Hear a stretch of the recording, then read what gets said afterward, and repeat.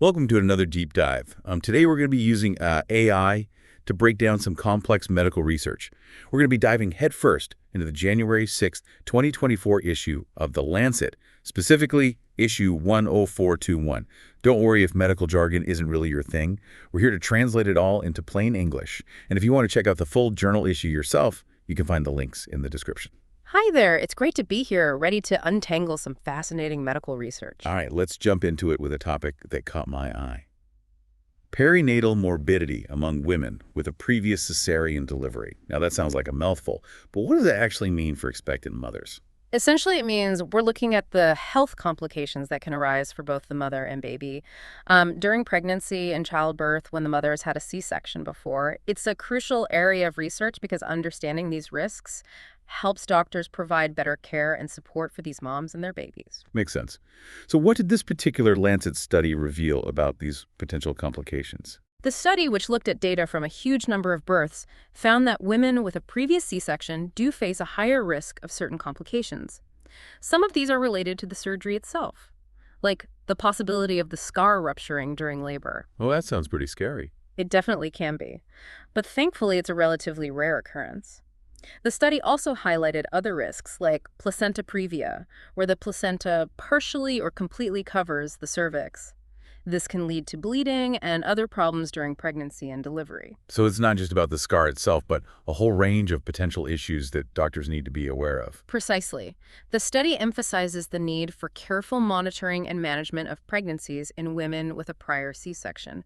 It's all about proactive care and taking steps to minimize those risks. Okay, that makes sense. But how does this research actually translate into real-world care for expectant mothers? Well, it underscores the importance of open communication between doctors and their patients. A woman with a previous C-section should discuss her concerns and options with her doctor early on in her pregnancy. Together, they can develop a personalized care plan that takes into account her individual circumstances and helps her make informed decisions about her birth plan. So it's all about empowering women with knowledge and choices, rather than just focusing on the risks. Absolutely. And it's not just about the physical aspects of care either. The study also highlights the emotional impact that a previous C-section can have on women, including anxiety and fear surrounding childbirth. So it's important for doctors to address those emotional needs as well, not just the physical ones. Precisely. It's about providing holistic care that acknowledges and supports the woman's entire experience, both physically and emotionally. Okay, so we've talked about the potential risks and the importance of personalized care. But what about the big question? Is a vaginal birth after a C-section or VBAC even possible? Yes, it is possible, and in many cases it can be a safe and successful option. But it's not without its own set of considerations. What kinds of things should women considering a VBAC discuss with their doctor? They should talk about the reasons for their previous C-section, the risks and benefits of both VBAC and repeat C-section, and the availability of resources and support at their chosen birth location. The study emphasizes that VBAC should be attempted in facilities that are equipped to handle any potential complications that may arise. Makes sense. It's all about minimizing risks and ensuring the safety of both mother and baby. Exactly. And, this discussion about C-sections and VBACs brings up a really interesting point about medical decision-making. It's not always about black and white answers, but about carefully weighing the potential risks and benefits, taking into account individual circumstances, and making informed choices that feel right for the woman and her family. So it's a collaborative process between the doctor and the patient based on evidence, shared decision-making, and a whole lot of trust. I couldn't have said it better myself. Now, if you're ready for a shift in gears, let's dive into a different area of research highlighted in this Lancet issue. The Everest trial, which focuses on a potential new treatment for kidney cancer. All right, bring on the kidney cancer research. I'm eager to learn more, but before we jump in, I think a quick refresher on kidney cancer is in order. What exactly are we dealing with here? Excellent point. Let's break it down. Kidney cancer, specifically renal cell carcinoma, which is the most common type, starts in the cells that line the tiny tubes inside your kidneys. These tubes are responsible for filtering waste products from your blood and producing urine. So it's a cancer that affects the very organs that keep our bodies clean and functioning properly. That sounds pretty serious. It can be, especially if it's not caught and treated early. The good news is that there have been significant advancements in the treatment of kidney cancer in recent years, and the Everest trial is a great example of that. Okay, so let's talk about Everest. What was this trial all about? The Everest trial was designed to investigate the effectiveness of a drug called everolimus as an adjuvant therapy for people with renal cell carcinoma. Now, adjuvant therapy is a bit like an insurance policy in cancer treatment. An insurance policy. How so? Imagine you've had surgery to remove a tumor. Adjuvant therapy is like an extra layer of protection. It's additional treatment, often medication given after the initial surgery to lower the risk of the cancer coming back. So the Everest trial was testing whether everolimus could help prevent kidney cancer from returning after surgery. Precisely. And the results were quite interesting, but perhaps not what researchers initially expected. The trial showed that everolimus didn't significantly improve what's called recurrence-free survival. Hold on, recurrence-free survival, what does that mean exactly? It means the length of time that a person remains free of cancer after treatment. So in this case, the study found that everolimus didn't significantly prolong the time before the cancer came back compared to a placebo. That's unexpected. But if the drug didn't prevent the cancer from returning, why are researchers still interested in it? That's a great question, and it highlights the nuanced nature of medical research. While the drug didn't meet the primary endpoint of improving recurrence-free survival, there were other findings that sparked further investigation. Like what? I'm intrigued. For one thing, the study found that everolimus did seem to have an impact on overall survival in certain subgroups of patients. This means that even though the drug didn't necessarily prevent the cancer from coming back, it might have helped some people live longer overall. So there's still potential there, even if it's not a one-size-fits-all solution. Exactly.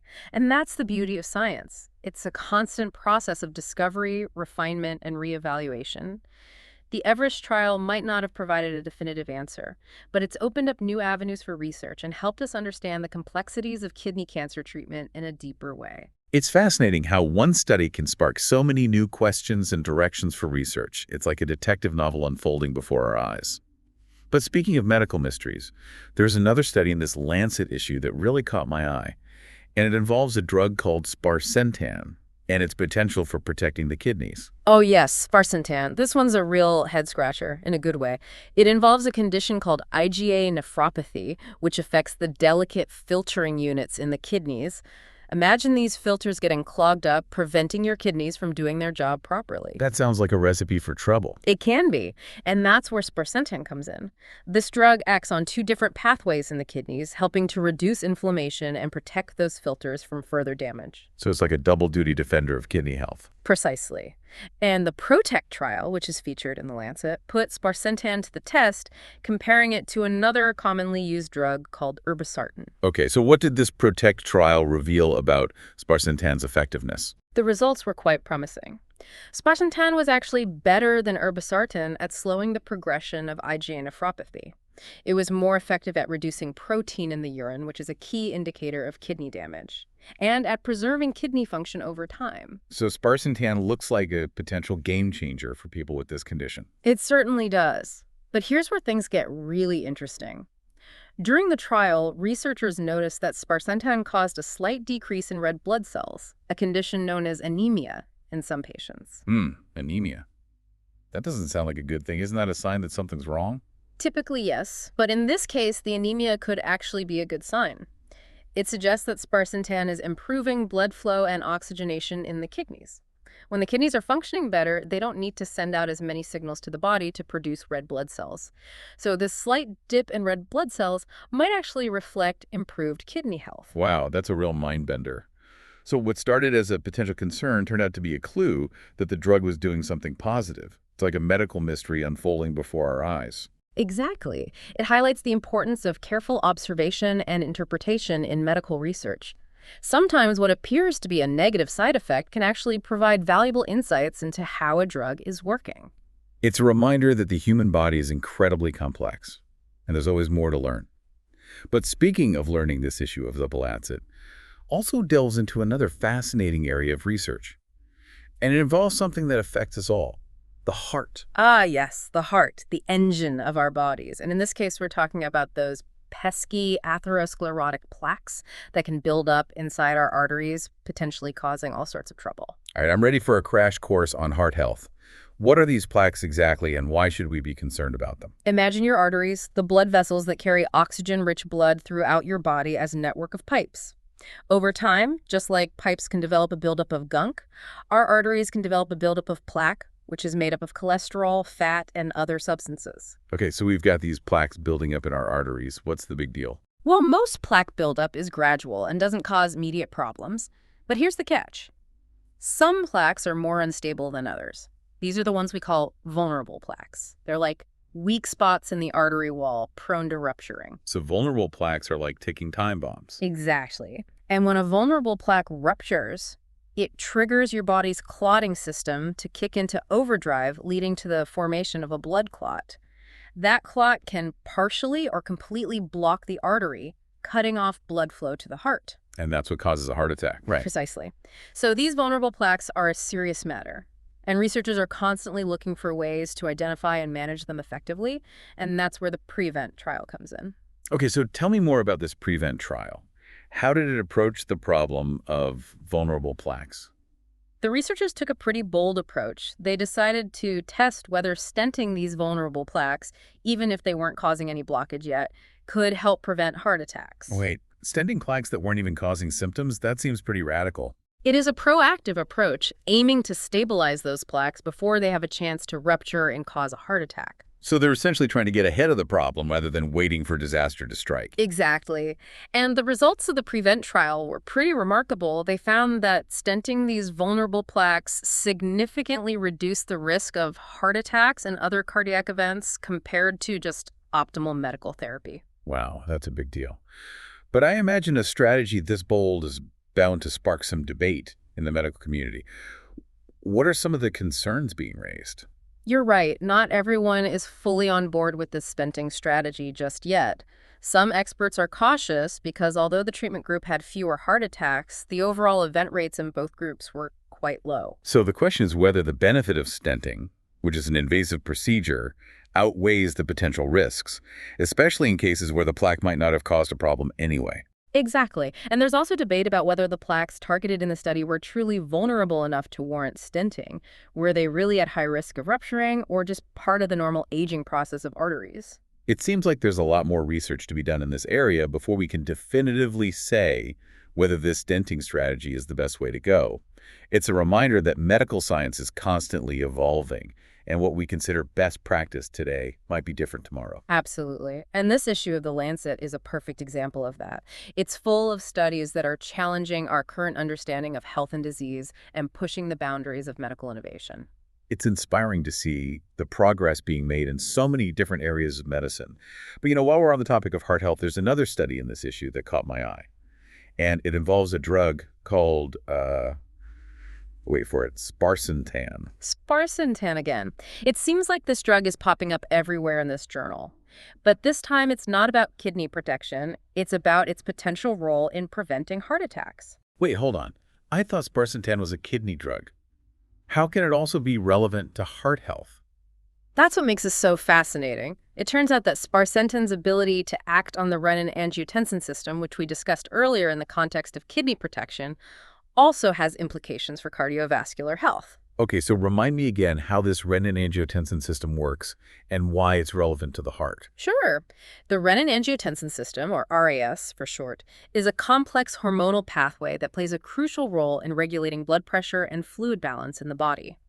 When this system is overactive, it can contribute to high blood pressure, which is a major risk factor for heart attacks and other cardiovascular problems. So sparsentan's ability to modulate the RAS could potentially benefit the heart as well as the kidneys. Exactly. And this particular study in the Lancet explored whether adding sparsentan to standard heart failure medications could improve outcomes for people with a specific type of heart failure called heart failure with preserved ejection fraction, or HFpEF. That sounds pretty technical. Can you break that down for us? Of course. Imagine the heart as a pump. In heart failure, this pump isn't working as efficiently as it should. There are two main types of heart failure.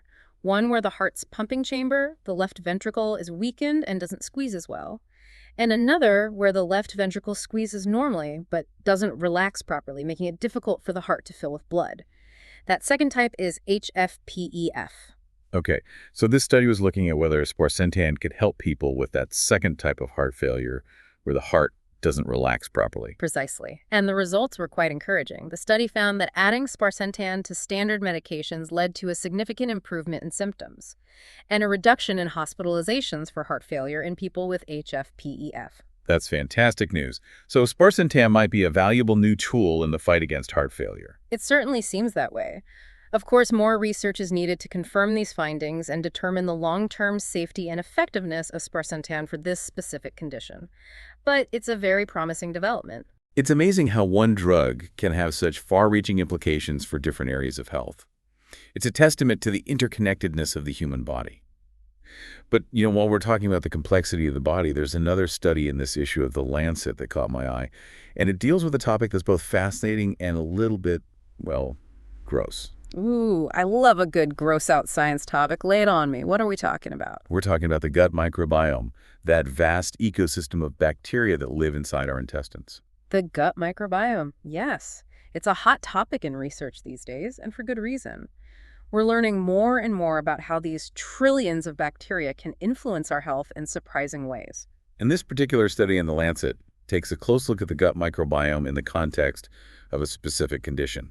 Inflammatory bowel disease, or IBD. IBD, yes. It's a group of chronic inflammatory conditions that affect the digestive tract, including Crohn's disease and ulcerative colitis.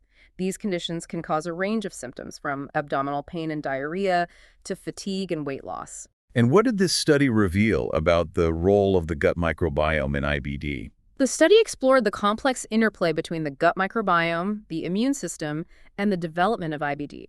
It suggests that imbalances in the gut microbiome, such as a lack of diversity or an overgrowth of certain types of bacteria, can trigger an overactive immune response in the gut, leading to inflammation and the symptoms of IBD.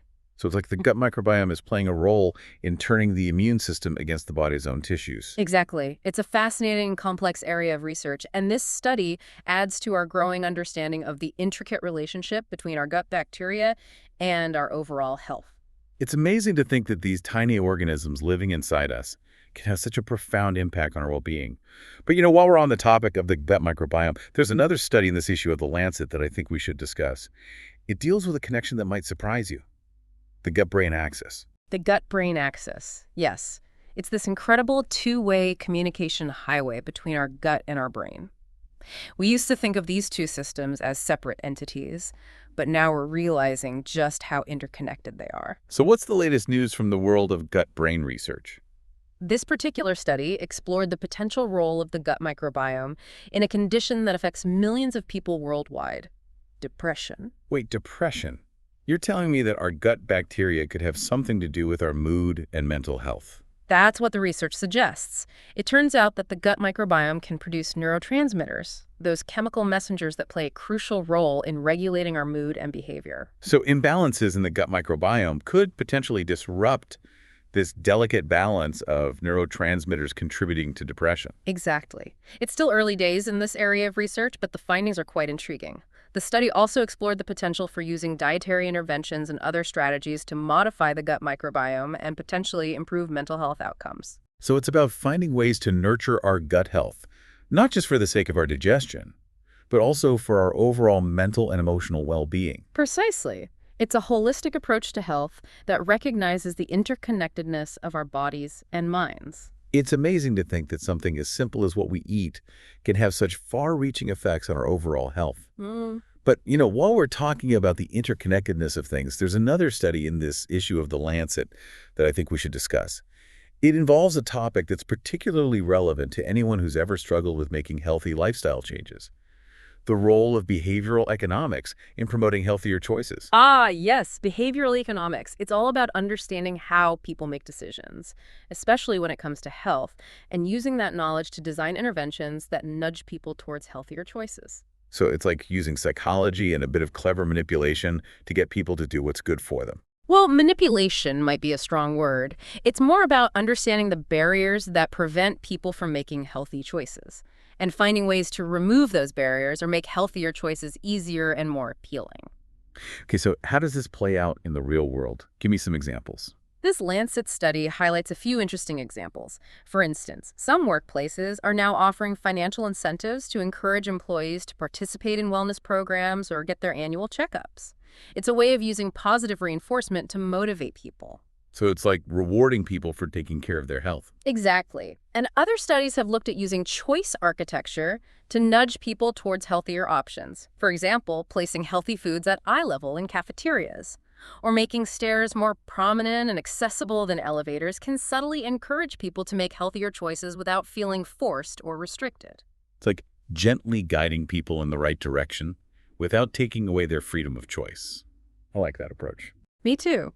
And it's amazing how these seemingly small changes can actually have a significant impact on people's behavior and health outcomes over time. It's a reminder that sometimes making the healthy choice isn't about willpower or knowledge alone, but about creating an environment that supports those choices. Absolutely. But while we're on the topic of behavior change and the complexity of human decision-making, there's another study in this issue of The Lancet that I think we should discuss.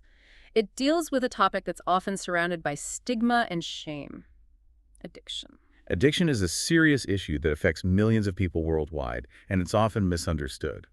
What's new in the world of addiction research? This particular study takes a compassionate and evidence-based approach to understanding addiction, exploring the latest research on its neurobiological underpinnings and the most effective treatment strategies. It emphasizes that addiction is a complex brain disease, not a moral failing or a lack of willpower. So it's about moving away from judgment and blame and recognizing addiction as a medical condition that requires treatment and support, just like any other illness. Precisely. And the study highlights the importance of addressing addiction as a public health issue rather than simply a criminal justice one. It calls for increased funding for research prevention and treatment programs, as well as policies that promote harm reduction and access to evidence-based care. It's a reminder that we need to approach addiction with compassion and understanding, recognizing that recovery is a journey that often involves setbacks and challenges. Absolutely. And speaking of journeys and challenges, this issue of The Lancet also tackles a topic that's close to my heart: the health and well-being of women and girls around the world. There's a powerful article that explores the unique challenges they face and the importance of investing in their health and empowerment. Okay, let's talk about women's health. What are some of the key points raised in this article? The article sheds light on the fact that women and girls often face disproportionate health burdens due to a range of factors including poverty, discrimination, and lack of access to health care. It also highlights the importance of addressing their specific health needs throughout the lifespan, from adolescence to motherhood and beyond. So it's about recognizing that women's health is not just about reproductive health, but about their overall well-being at every stage of life. Exactly. And the article emphasizes the crucial role that women play in their families, communities, and societies. Investing in their health and well-being is not just the right thing to do, it's also smart economics. So it's about recognizing the value and contributions of women and girls, and ensuring that they have the resources and opportunities they need to thrive. Precisely. And speaking of thriving, there's another study in this issue of The Lancet that I think you'll find interesting. It deals with a topic that's becoming increasingly important in today's fast-paced, technology-driven world: mindfulness. Mindfulness. Yes, it's all the rage these days. But is there any scientific evidence to support its benefits? This study explored the potential benefits of mindfulness-based interventions for a range of conditions, including stress, anxiety, and depression. Mindfulness is all about paying attention to the present moment, non-judgmentally, and cultivating a sense of awareness of our thoughts, feelings, and bodily sensations. So it's about learning to quiet the mental chatter and be fully present in the here and now. Exactly. And the study found that absolutely. But, while we're on the topic of simple yet powerful approaches to well-being, there's another study in this issue of The Lancet that I think we should discuss. It involves something that's often overlooked in the hustle and bustle of modern life: sleep. Sleep. Ah, the elusive elixir of life. I'm always up for a good conversation about sleep, especially since I'm chronically sleep deprived. What's new in the world of sleep research? This particular study explores the link between sleep and cardiovascular health, and the findings are quite sobering. It turns out that consistently getting less than the recommended amount of sleep can significantly increase the risk of developing heart disease, stroke, and other cardiovascular problems. So skipping on sleep isn't just about feeling tired and groggy the next day. It's about putting our long-term health at risk. Exactly. And the study highlights the importance of prioritizing sleep as an essential component of a healthy lifestyle alongside diet and exercise. So it's not just about what we eat and how much we move, but also about how much we rest and recharge. Precisely. And the study also debunks some common myths about sleep, like the idea that we need less sleep as we get older. It turns out that most adults still need around 7 to 8 hours of sleep per night for optimal health. Well, that's good to know. I might need to rethink my nightly routine and prioritize getting more shut-eye. But, while we're talking about healthy habits and lifestyle choices, there's another study in this issue of The Lancet that I think we should discuss. It deals with a topic that's often surrounded by controversy and misinformation: vaccines. Vaccines. Yes, they're a crucial tool for protecting individual and public health, but unfortunately there's a lot of misinformation and fear surrounding them. So what does this Lancet study have to say about vaccines? This particular study reinforces the safety and effectiveness of vaccines.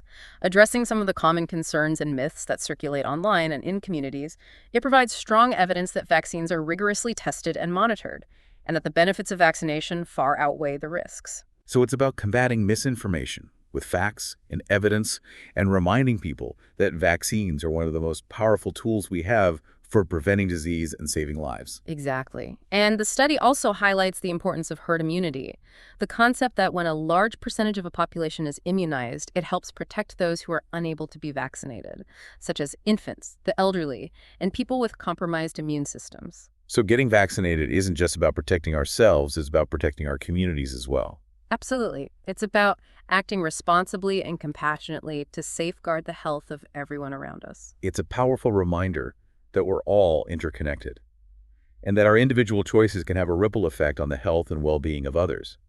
But, while we're on the topic of interconnectedness and the global impact of health issues, there's another study in this issue of The Lancet that I think we should discuss. It deals with a topic that's particularly relevant in today's world: the mental health consequences of conflict and displacement. Ah, yes. This is a heartbreaking issue that affects millions of people around the world. War, violence, and forced displacement can have a devastating impact on mental health, leading to trauma, anxiety, depression, and post-traumatic stress disorder. So it's about recognizing that mental health is just as important as physical health, especially in times of crisis and upheaval. Exactly.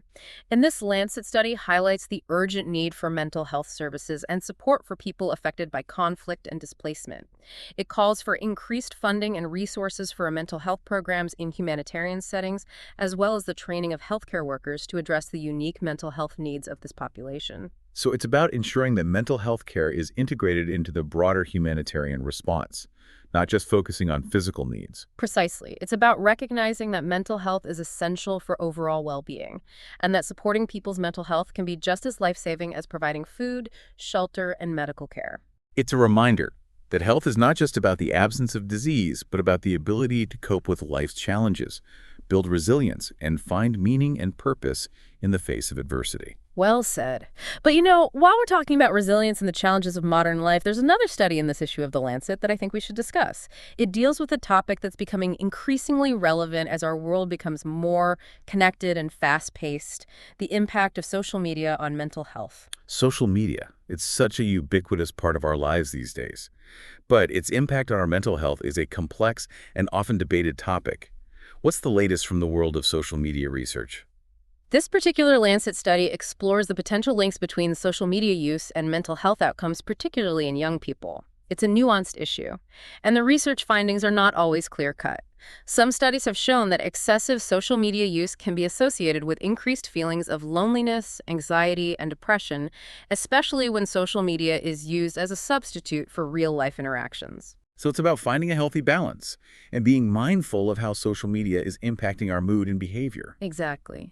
The study also highlights the positive aspects of social media, such as its ability to connect people, build communities, and raise awareness about important issues. So it's not about demonizing social media altogether, but about using it in a way that supports our well-being rather than detracting from it. Precisely. It's about being aware of the potential risks and benefits, and making conscious choices about how we engage with this powerful technology. It's a reminder that technology is a tool, and like any tool, it can be used for good or ill. It's up to us to wield it wisely and responsibly. But while we're talking about the impact of technology on our lives, there's another study in this issue of The Lancet that I think we should discuss. It deals with a topic that's rapidly changing the face of healthcare: artificial intelligence. AI in healthcare, yes. It's a fascinating and rapidly evolving field with the potential to revolutionize how we diagnose, treat, and manage diseases. So what's the latest buzz from the world of AI in healthcare? This particular Lancet study explores the potential of AI to improve cancer diagnosis and treatment. AI algorithms can be trained to analyze vast amounts of data, such as medical images and genomic information, to identify patterns and make predictions that human doctors might miss. So it's like having a superpowered medical detective working alongside human doctors, helping to catch cancers earlier and tailor treatments more effectively. Exactly. And the study highlights some impressive examples of AI in action, such as algorithms that can detect early signs of skin cancer from photographs or predict the likelihood of a patient responding to a particular chemotherapy regimen. That's amazing. But I imagine there are also concerns about the ethical implications of using AI in healthcare. You're right, there are definitely ethical considerations that need to be carefully addressed. For example, we need to ensure that AI algorithms are developed and used in a way that is fair, unbiased, and transparent. We also need to be mindful of the potential for AI to exacerbate existing healthcare disparities if access to these technologies is not equitable. It's about using AI in a way that benefits everyone, not just a select few. Precisely. And it's about ensuring that human doctors remain at the center of healthcare decision-making, with AI serving as a powerful tool to support and enhance their expertise, not replace it. It's a reminder that technology should be used to empower and augment human capabilities, not diminish or devalue them. But, while we're on the topic of human capabilities and the potential for human ingenuity to solve complex problems, there's another study in this issue of The Lancet that I think we should discuss. It deals with a topic that's both a challenge and an opportunity: the aging of the global population. Ah, yes, the aging population. It's a demographic. It's a demographic shift that's happening all over the world. As people are living longer and birth rates are declining, it presents both challenging and opportunities for healthcare systems and societies as a whole. So what are some of the key takeaways from this Lancet study on the aging population? The study explores the impact of aging on healthcare systems, the economy, and social structures.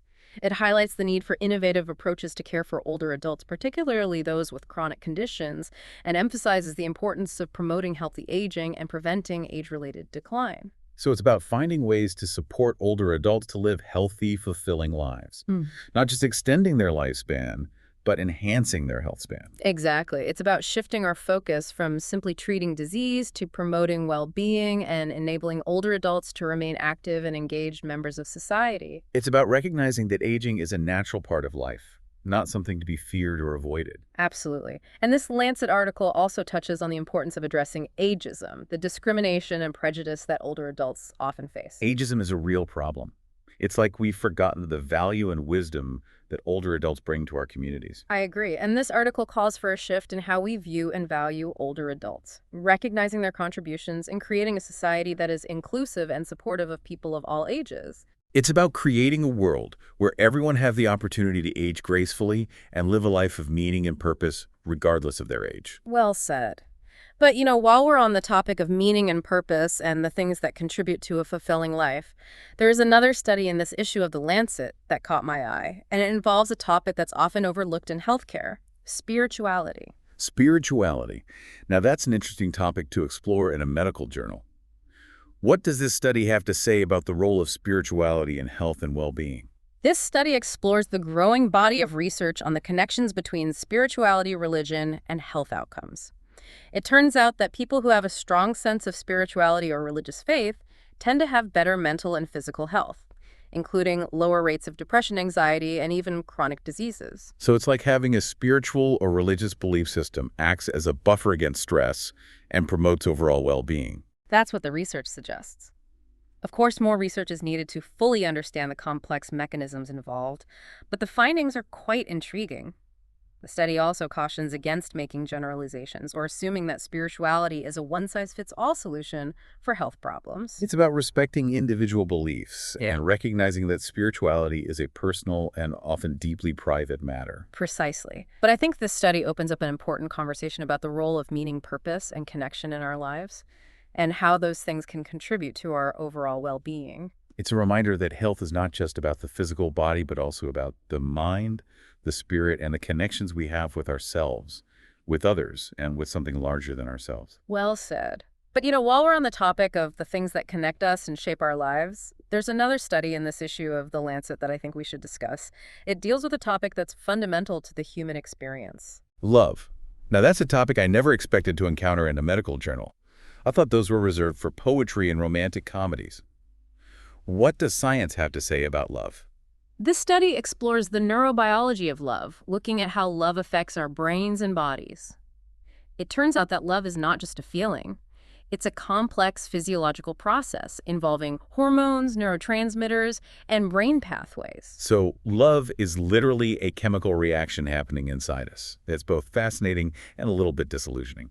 Well, I wouldn't say disillusioning. It's just a reminder that our emotions and experiences have a physical basis. The study also explores the different types of love, from romantic love to parental love to the love between friends, and how each type affects us differently. So there's a scientific basis for those warm, fuzzy feelings we get when we're around loved ones. Exactly. And the study also touches on the health benefits of love, suggesting that strong social connections and loving relationships can contribute to lower stress levels, improved immune function, and even longevity. So love is literally good for our health. It seems that way. Of course, love can also bring its share of heartbreak and pain. And the study acknowledges the emotional toll that those experiences can take. It's a reminder that love is a powerful force, both positive and negative, and that our relationships can have a profound impact on our overall well-being. But, while we're on the topic of relationships and the things that shape our lives, there's another study in this issue of The Lancet that I think we should discuss. It deals with a topic that's often difficult to talk about, grief and loss. Grief and loss, yes, they're universal human experiences, and yet they're often shrouded in silence and stigma. This particular Lancet article explores the complexities of grief and the importance of providing support for those who are grieving. So it's about recognizing that grief is a natural and healthy response to loss, and that there's no right or wrong way to grieve. Exactly. The article also challenges some of the common misconceptions about grief, such as the idea that there's a timeline for healing or that we need to move on from our grief. It's about allowing ourselves to feel the pain of loss without judgment or pressure to get over it. Precisely. And the article also highlights the importance of social support and connection during times of grief. It's crucial for people who are grieving to have loved ones they can turn to for comfort, understanding, and practical help. It's a reminder that we don't have to grieve alone, and that sharing our grief with others can help us heal and find meaning in our loss. But, while we're on the topic of healing and the things that help us cope with life's challenges, there's another study in this issue of The Lancet that I think we should discuss. It involves a topic that's often misunderstood and stigmatized: mental illness. Mental illness is a serious issue that affects millions of people worldwide, and unfortunately, it's often surrounded by shame and silence. This particular Lancet article takes a comprehensive approach to understanding mental illness, exploring the latest research on its causes, treatments, and the importance of reducing stigma and promoting access to care. So it's about recognizing that mental illness is a real medical condition, just like any other illness, and that it deserves treatment and support without shame or judgment. Exactly. The article also highlights the progress that's been made in the field of mental health research, including the development of new medications, therapies, and interventions that can help people manage their conditions and live fulfilling lives. It's about giving people hope that recovery is possible and that there's help available for those who are struggling. But, while we're on the topic of hope and the things that help us thrive, there's another study in this issue of The Lancet that caught my eye, and it involves a topic that's often overlooked in the pursuit of health and happiness: gratitude. Gratitude. Yes. It's such a simple yet powerful emotion that can have a profound impact on our well-being. This particular Lancet study explored the benefits of practicing gratitude, suggesting that taking time each day to appreciate the good things in our lives can lead to increased happiness, reduced stress, and even improved physical health. So it's about focusing on the positive and cultivating an attitude of appreciation for the things we often take for granted. Exactly. And the study also highlights the social benefits of gratitude, suggesting that expressing gratitude to others can strengthen relationships, build trust, and create a more positive and supportive environment. So gratitude is not just a personal practice, it's a social one as well. Precisely. And the study also suggests that gratitude can be cultivated through intentional practices, such as keeping a gratitude journal, writing thank you notes, or simply taking a few moments each day to reflect on the things we're grateful for. It's a reminder that happiness is not always about acquiring more things, but about appreciating what we already have. Absolutely. But while we're on the topic of happiness and the things that contribute to a fulfilling life, there's another study in this issue of The Lancet that I think we should discuss. Mm. It involves a topic that's often considered the holy grail of human experience: purpose. Purpose. Now, that's a big one.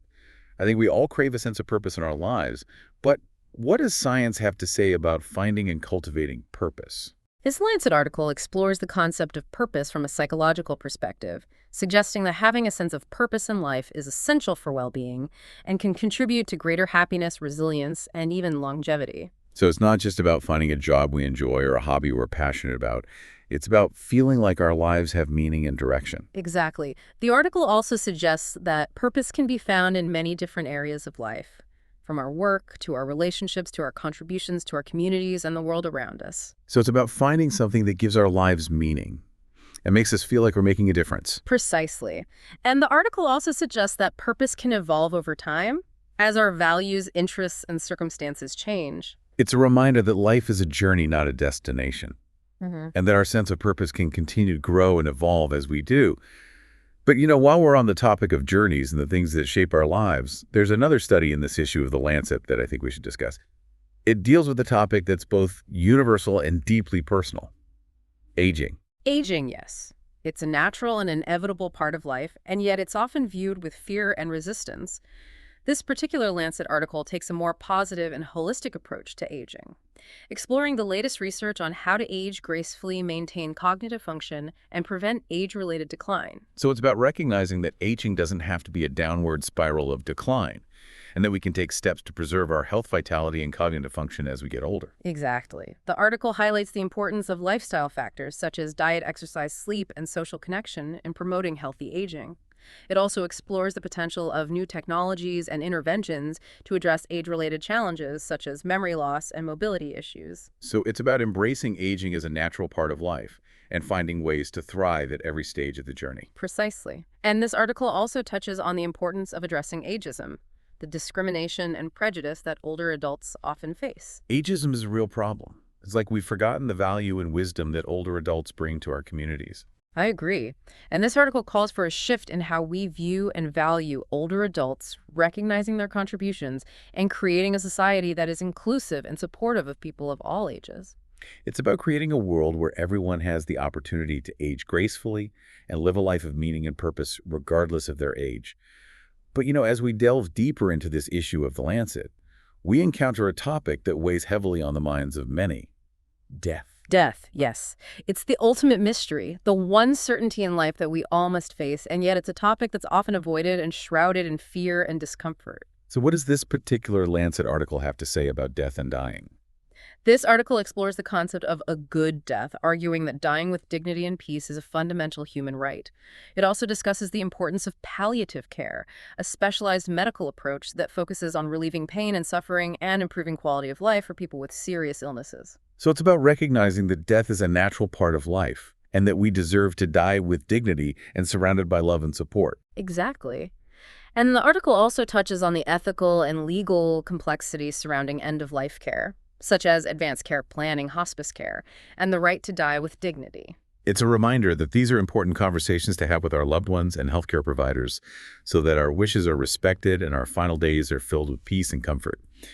But, even as we contemplate the inevitability of death, there's something undeniably life-affirming about this issue of The Lancet. I agree. Amidst the discussions of disease suffering and the challenges of healthcare, there's a strong undercurrent of hope, innovation, and the human spirit's resilience. It's like a testament to our collective desire to understand the complexities of the human body, to alleviate suffering, and to extend the reach of human compassion. It's inspiring to see the progress being made in so many different areas of medicine, from the development of new drugs and therapies to the growing understanding of the interconnectedness of our bodies and minds. It's a reminder that even in the face of immense challenges, there's always hope for a brighter future. But for now, let's shift our focus to a topic that's both fascinating and a bit unsettling: parasites. Parasites, yes. Those sneaky creatures that have evolved to live in or on other organisms often at the expense of their host. This particular Lancet study takes a close look at a group of parasites that cause neglected tropical diseases, a group of infections that disproportionately affect people living in poverty in tropical and subtropical regions of the world. Neglected tropical diseases, or NTDs, are a major public health problem, causing a range of debilitating and often life-threatening conditions.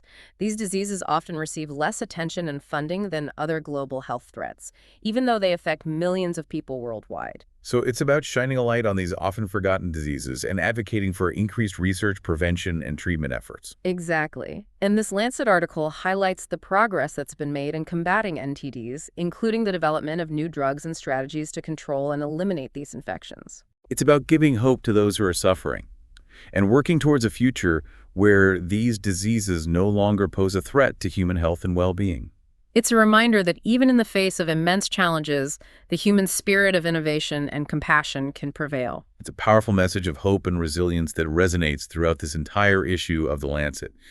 But, as we continue our exploration of this journal, we encounter a topic that's both timely and concerning: the impact of climate change on human health. Climate change, yes. It's a global crisis that poses a profound threat to human health and well-being. This particular Lancet article explores the multifaceted ways in which climate change is already impacting human health, from heat-related illnesses and extreme weather events to the spread of infectious diseases and the displacement of populations. So it's about recognizing that climate change is not just an environmental issue, but a health issue as well, and that its effects are being felt around the world. Precisely. And the article highlights the urgency of addressing climate change both to mitigate its negative impacts on human health and to create a more sustainable and equitable future for all. It's a reminder that our health and the health of our planet are inextricably linked, and that we need to take action now to protect both. But as we delve deeper into this issue of The Lancet, we encounter a topic that's both fascinating and a bit unsettling: artificial intelligence. AI, yes, it's a technology that's rapidly transforming our world, and healthcare is no exception. This particular Lancet article explores the potential benefits and risks of using AI in healthcare, from improving diagnosis and treatment to streamlining administrative tasks and enhancing patient care. So it's about recognizing that AI is a powerful tool that can both enhance and disrupt healthcare, and that we need to be thoughtful and deliberate about how we develop and implement these technologies. Exactly. The article highlights the importance of ensuring that AI is used in a way that is ethical, equitable, and transparent, and that it doesn't exacerbate existing healthcare disparities or undermine the doctor-patient relationship. It's about finding the right balance between harnessing the power of AI and preserving the human touch in healthcare. But as we delve deeper into this issue of The Lancet, we encounter a topic that's both personal and universal: the search for meaning and purpose in life. Meaning and purpose, yes. They're essential ingredients for a fulfilling life, and yet they're often elusive and difficult to define. This particular Lancet article explores the psychological and philosophical dimensions of meaning and purpose, suggesting that they're not something we find, but something we create through our actions, our relationships, and our engagement with the world around us. So it's about recognizing that meaning and purpose are not external things to be acquired, but internal qualities to be cultivated. Exactly. And the article highlights the importance of living in alignment with our values, pursuing our passions, and contributing to something larger than ourselves in order to cultivate a sense of meaning and purpose. It's about recognizing that our lives have value, and that we each have a unique contribution to make to the world. But as we approach the end of our journey through this issue of The Lancet, we encounter a topic that's both profound and humbling: the mystery of consciousness. Consciousness, yes. It's the essence of what it means to be human, and yet it's one of the most enduring mysteries in science and philosophy. This particular Lancet article explores the latest research on consciousness, from the neurobiological correlates of conscious experience to the philosophical implications of consciousness for our understanding of ourselves and the universe. So it's about delving into the depths of the human mind and trying to unravel the secrets of what it means to be aware, to feel, to think, and to experience the world around us. Exactly. And the article acknowledges that consciousness is still a frontier of scientific and philosophical inquiry. But it highlights the progress that's being made in understanding this fundamental aspect of human existence. It's a reminder that even as we strive to understand the world around us, there will always be mysteries that elude our grasp, and that's okay. It's a testament to the boundless wonder and complexity of the human mind and the universe we inhabit. It's a reminder to approach life with a sense of curiosity, humility, and awe, recognizing that there's always more to learn and discover. It certainly is a reminder of the boundless possibilities of human inquiry and our enduring fascination with the world around us. But speaking of fascinating topics, there's another study in this issue of The Lancet that I think you'll find particularly intriguing. It deals with a field that's rapidly changing our understanding of human behavior, um, behavioral genetics. Behavioral genetics. Now, that's a field I haven't heard much about. What exactly does it entail? Behavioral genetics is all about exploring the interplay of genes and environment in shaping our behavior, our personalities, even our risk of developing certain mental health conditions. So it's about understanding how our genes and our experiences work together to make us who we are. Exactly. And this particular Lancet study delves into the genetics of addiction, looking at how variations in our genes can influence our susceptibility to developing substance use disorders. So some people might be genetically predisposed to addiction. That's what the research suggests. It doesn't mean that having a certain gene guarantees you'll develop an addiction, but it can increase your risk, especially if you're exposed to certain environmental triggers, like stress, trauma, or easy access to drugs and alcohol. So it's a complex interplay of nature and nurture. Precisely. And this research has important implications for prevention and treatment. For example, if we can identify individuals who are at higher genetic risk, we can target interventions and support services to help them avoid developing substance use disorders. It's about using our understanding of genetics to personalize healthcare and empower individuals to make informed choices about their health and well-being. But speaking of empowering individuals, there's another study in this issue of The Lancet that I think we should discuss. It involves a topic that's gaining increasing attention in the medical community, patient-centered care. Patient-centered care, yes. It's a philosophy of healthcare that puts the patient at the center of all decision-making, recognizing that the patient is the ultimate expert on their own body and their own needs. So it's about moving away from a paternalistic model of healthcare where doctors dictate treatment plans to a more collaborative model where patients are active participants in their own care. Exactly. And this Lancet article explores the principles of patient-centered care, highlighting the importance of shared decision-making, effective communication, and respect for patients' values and preferences.